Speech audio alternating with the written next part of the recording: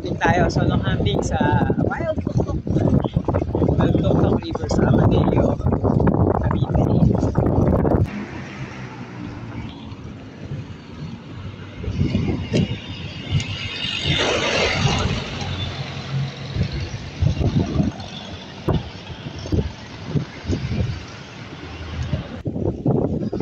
Nasa National Museum tayo in Intramuros.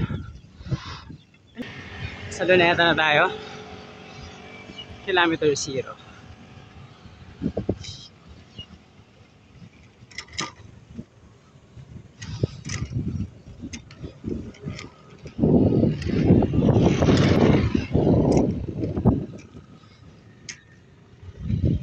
Dagat. Wow, dagat.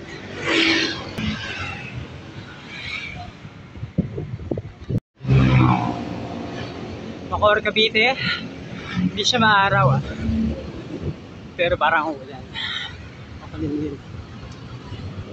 Okay, palabas na tayo ng Bacoor. At ayan, papasok na tayo ng Imus. Imus, Cavite. Maambon na Nasa gas na tayo. Ayan, lakas na ulan.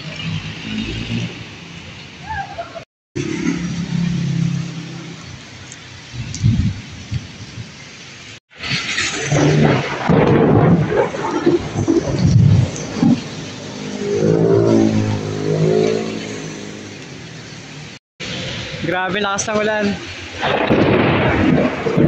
May yelo pang kasama. Lapit na.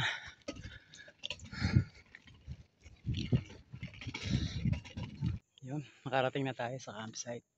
Kaso walang tao.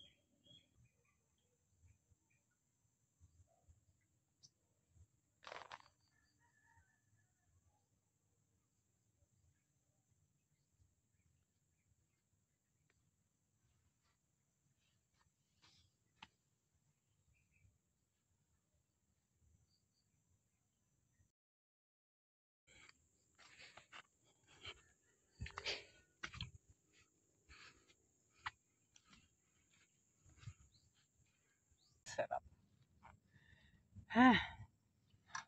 So, ulit natin ng campsite. Nandito ako ngayon sa Wild Tuktok campsite.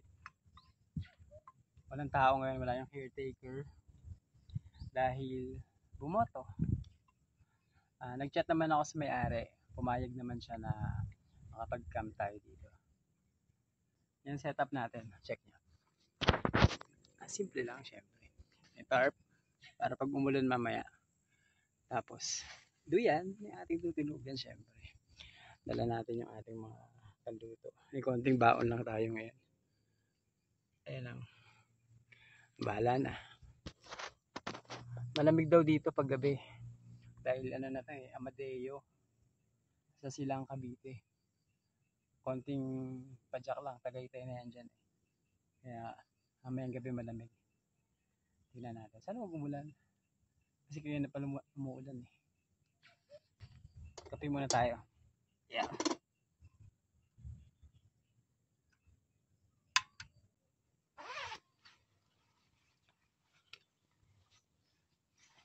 Sarap dito, medyo malamig-lamig ng konti.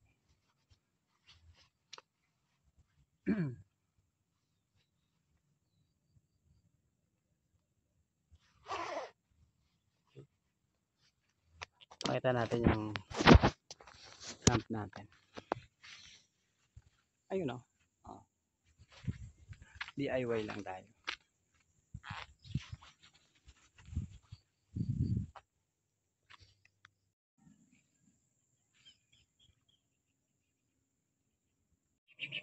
Hindi ko alam kung pwede mag bonfire dito. Pwede ata eh. Kaya lang wala tayong panggatong. Umulan pa naman. Kaya basa yung mga kahoy nyo. Check natin. May mga kahoy tayo makuha. Para mapag bonfire tayo mamaya. Basa.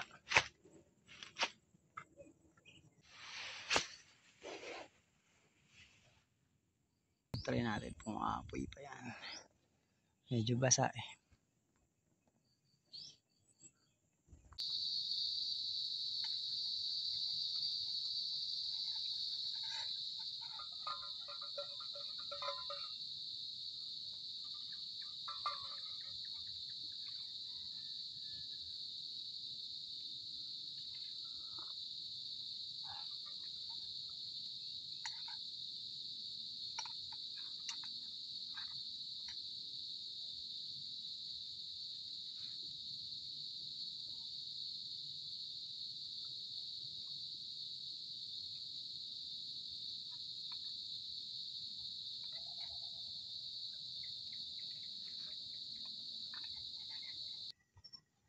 Medyo kumukulog-kulog yung panahon natin ngayon.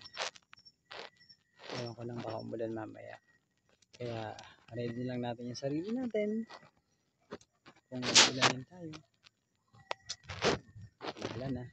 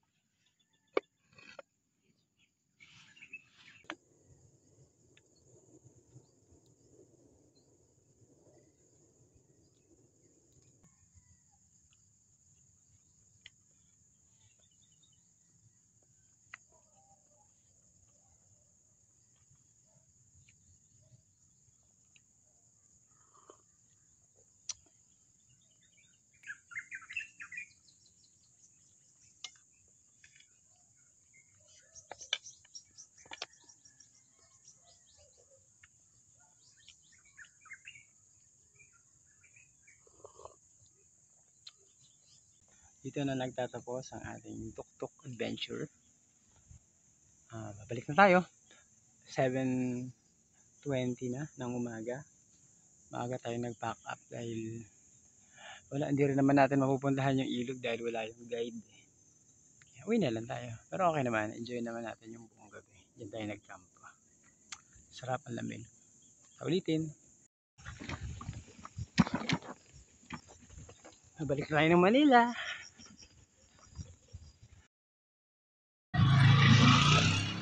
Magganit masyado yung kadena ko. Wala na yatang langis. Nalagyan ko ng dairy cream. Wait lang. Baka sakaling matanggal yung ganit. Ayan.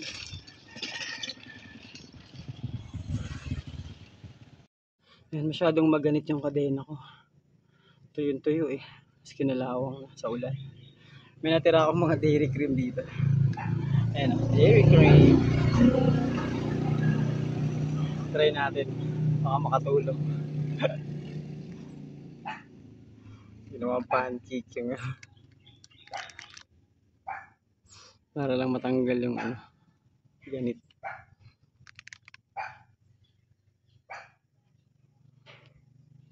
Spread it.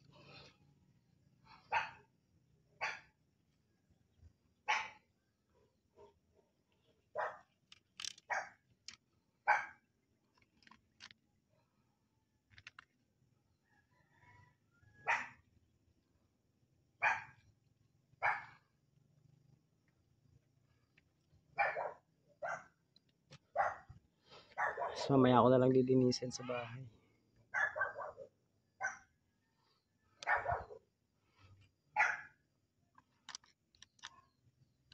Ito na siya. Pagkatapos natin malagyan ng dairy cream.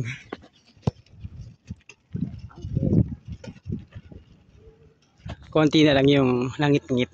Okay. Barangay Santol. Palabas na tayo ng Aguinaldo Highway.